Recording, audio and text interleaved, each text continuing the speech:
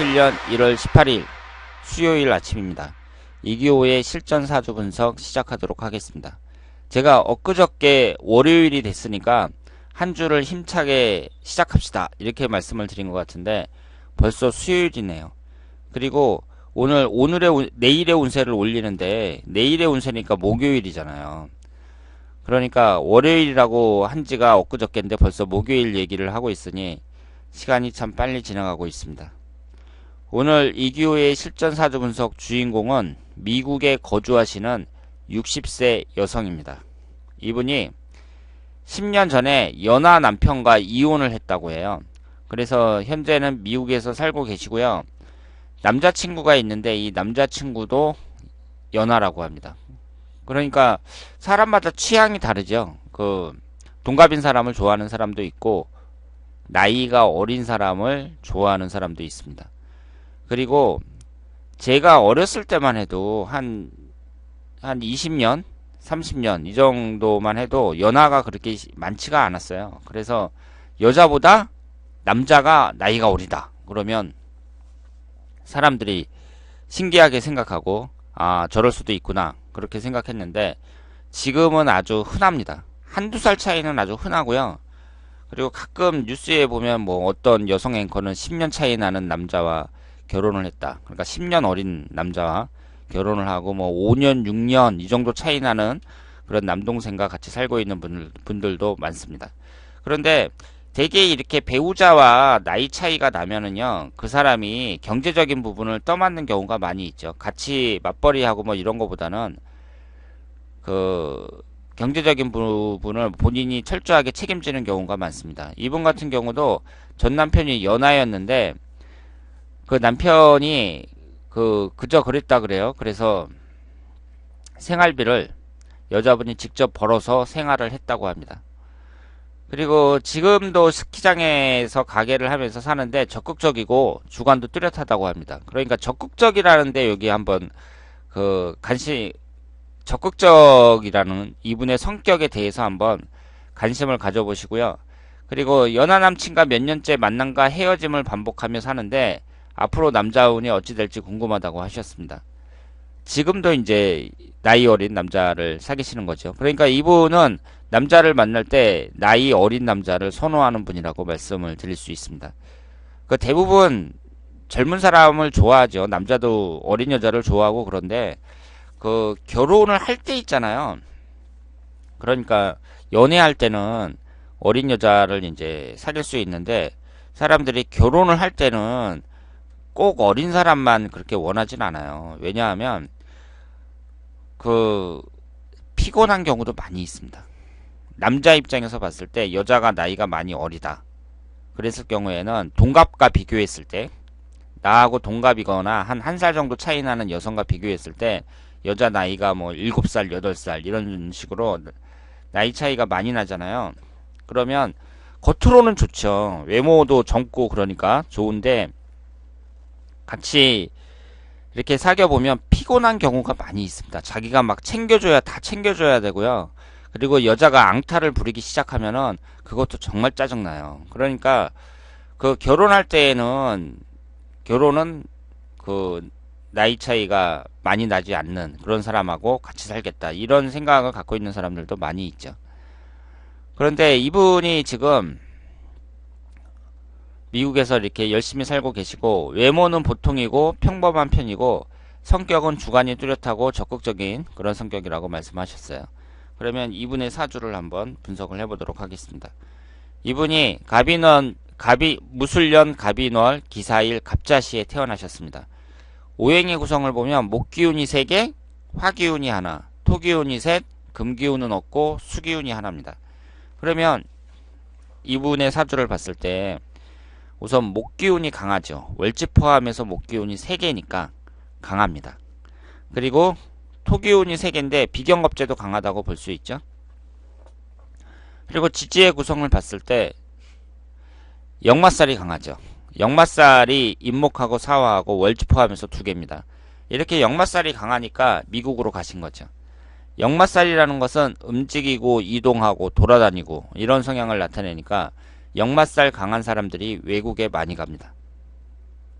특히 요즘 젊은 사람들 있잖아요. 한 20대 초반인 사람들, 이런 사람들은 외국 유학 같은 경우는 거의 필수라고 봐야죠. 대부분의 부모들이 하다못해 어학연수라도 6개월 단기 코스 어학연수라도 보내주니까 그 역마살이 있는 사람들은, 젊은 사람들은 거의 다 외국에 간다고 보시면 되고요. 이분이 그 미국으로 이민을 가겠다고 결심하는 것도 그게 쉽지가 않은 일인데 역마살이 강하니까 그런 생각을 하신 거예요. 그리고 성격이 적극적이라고 말씀을 하셨잖아요. 그러면 이분의 성격이 왜 적극적인지 한번 찾아보도록 하겠습니다. 이분의 성격을 사주를 보면서 한번 찾아보도록 하겠어요. 이분이 음과 양의 구성을 봤을 때 양이 6개고 음이 2개죠. 그러니까 적극적이라는 것은 음과 양의 구성을 놓고 봤을 때 양이 적극적이고 음이 소극적이에요. 그런데 꼭 음이 나쁘고 양이 좋다 이렇게 해석을 하면 안 됩니다. 사람이 차분하다는 거죠. 음적인 성향은.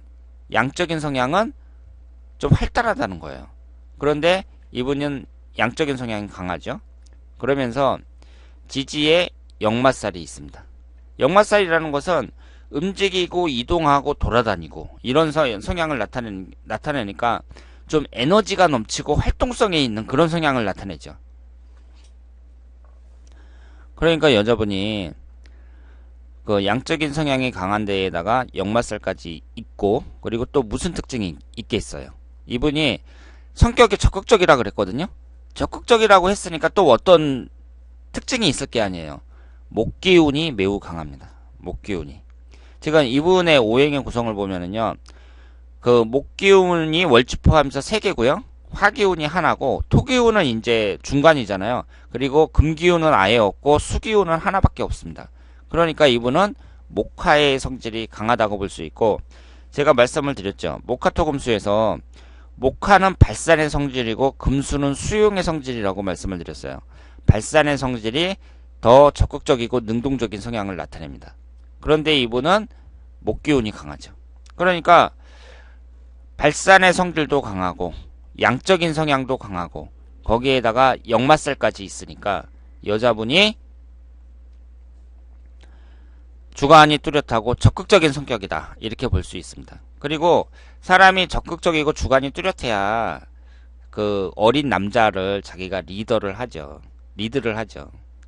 그러니까 그 남자들도 누나가 리더십이 있고 자기를 잘 이끌면 거기에 매력을 느낍니다.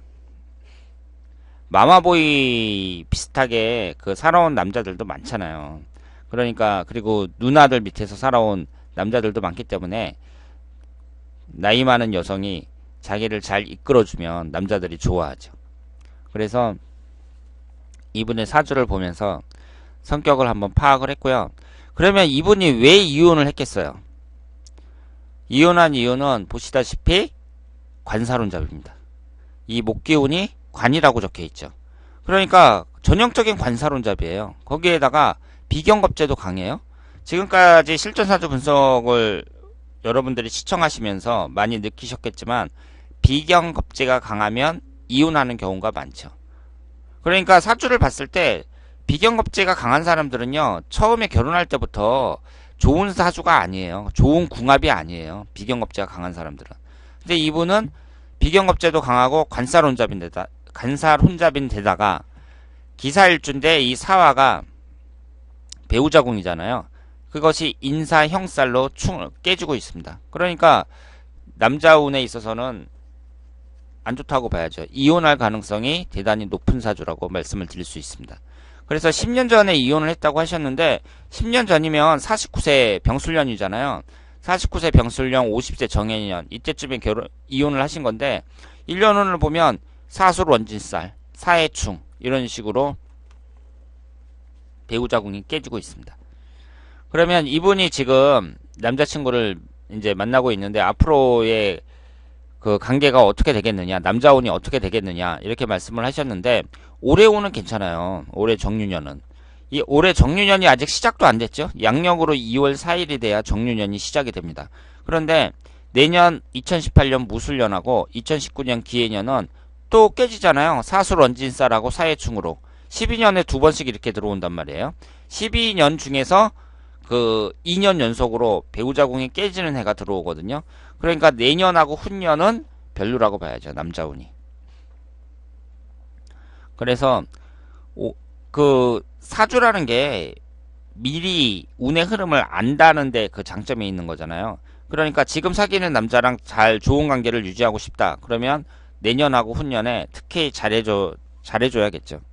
그 남자 운이 안 좋게 흘러온다. 그것은 뭐 특별한 방법이 있겠어요? 그 상대방에게 그 배려를 해주고 그러면서 좋은 관계를 유지할 수 있도록 노력을 해야 된다고 생각을 합니다.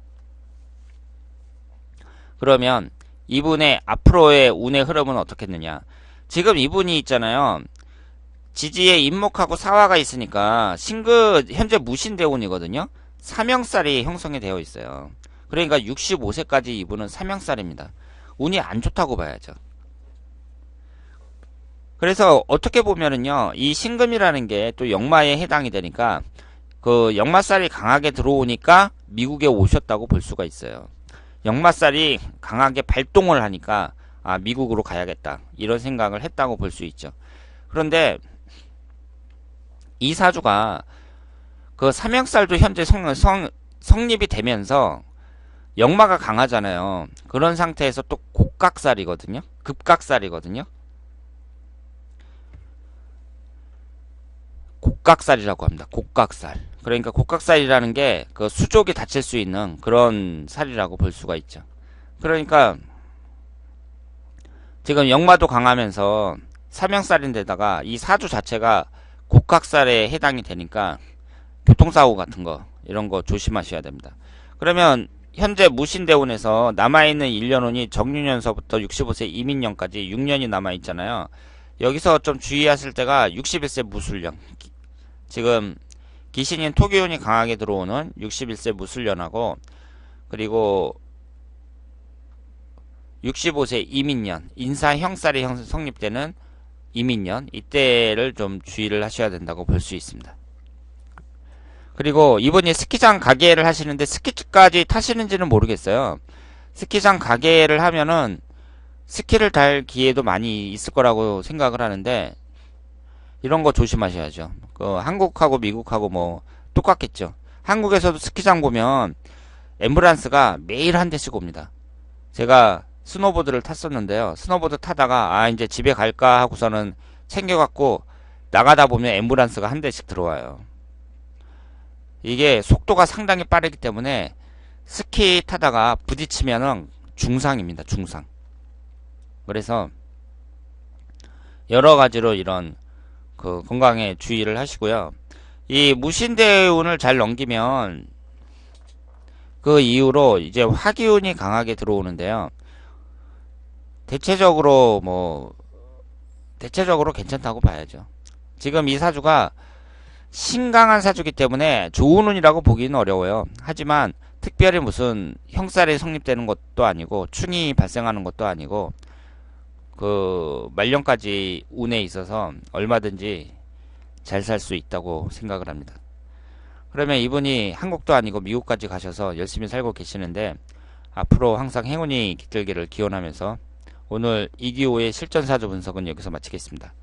대단히 감사합니다.